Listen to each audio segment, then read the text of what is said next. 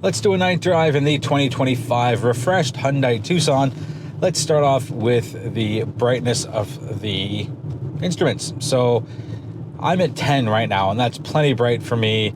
And it's a physical switch just to the left of the steering wheel, and that's 100. It's pretty bright. Now from 100 down to 99, you don't really notice much of anything.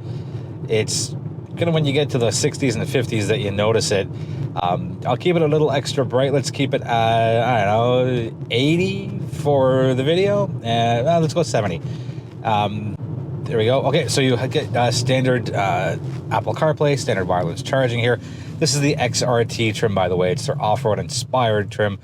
So this is Hyundai's new for the Tucson setup, not new to Hyundai, with the dual curved screen display, 12.3 inches here for the cluster, 12.3 inches there for the infotainment system. Now the infotainment system at 12.3 comes standard. I think on the base trim, which is the preferred, you get the old school dials with a small TFT. I think it's the 4.2 inch one. Full screen Apple CarPlay. You do get a row of physical buttons. So I'm going to press the home button, which brings me to this very Genesis-esque style of native infotainment system. So it's a nice just scroll system, and let's go to, I don't know, settings, for example. And that's still very Hyundai, a little bit of Genesis, but the actual layout of the tiles here, very Genesis. So let's go back to CarPlay, get that brightened up a little bit. Let's go here for the map, so you get the 3 different splits for the screen. They've changed the way the HVAC systems work. Not work the way it's laid out. So it's the haptic touch stuff, or capacitive touch. I don't love it. I wouldn't mind a few more physical buttons. Right now, all I can do is play with the temperature gauge with the physical dials. Everything else is capacitive touch. Not the worst thing. Let me get that steering wheel brought up a little bit so you can see exactly what I'm looking at. So interestingly, there are 9 different themed layouts for the instrument cluster. You know what? I'm going to pull over and give you a quick look at it right now. I think it's a little bit of overkill. I feel Hyundai's like, let's go upscale a little bit. So we're going to go to setup, and then we're going to go to cluster, and we're going to go through cluster theme selection. So you have 3 gauge styles. You have simple, modern, my favorite one, and classic. And within each of the 3 up here under gauge style, you get 3 different graphic styles. So really quickly, we're going to go simple, and that's style C. That's style B, where it's greenish. And let's get style A. We're going to go to modern. That's your style A, where it's blue on the left, and a little bit of brown. Style B, which is what we see there, and style C, which is red. We'll go to classic. Style C, a little more of the red. Style B, which is the old school numbers as opposed to the digital readout of just the, dial as opposed to the actual numbers coming up. And style A, similar thing, but just different color themes. And let's just keep going for a little bit, and I'll show you what they look like in motion. So that's not too bad. Bit of an interesting color combination with the brownish orange on the right for the tachometer, and the blue and the white dial for the speedometer. Let's go to style B.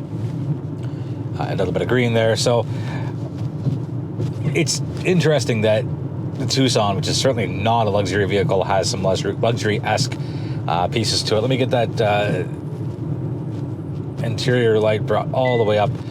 So that's at 100. Let's go back home, and let's run back to the CarPlay. So that really brightens things up, as you can see. I also don't know why they're going all the way up to 100. I think they could have done the same thing with, I don't know, maybe 20, maybe even 30, but having 100 different points of brightness is just, it's a little too much for me, but that's okay. You can't see the 4 dots on the steering wheel. It's a new steering wheel for 2025 for the, as part of the refresh, sorry. But you do get fairly well-lit steering wheel controls. Same thing, with your window controls here. So that's what we're looking at. So that gets all the lights on, that little button up there. If you want a single one, just touch the single one. So let's get them all on. And you can see there's a shelf, kind of like Subaru has, in front of the passenger, and that's a new thing for 2025 as well. Let's take a peek at the backup camera. So XRT trim does not get the 360 cam. So that's your regular view. I'm gonna lean forward, that's the full screen view with the wide view as well. Not too bad. Now, you don't get any lines here. I'm going to go back to the default one, and that's where you do get some lines to show you. It matches the steering wheel. I'm going to go to the last one here, which is just the it catches the downward angle, so you can see right there.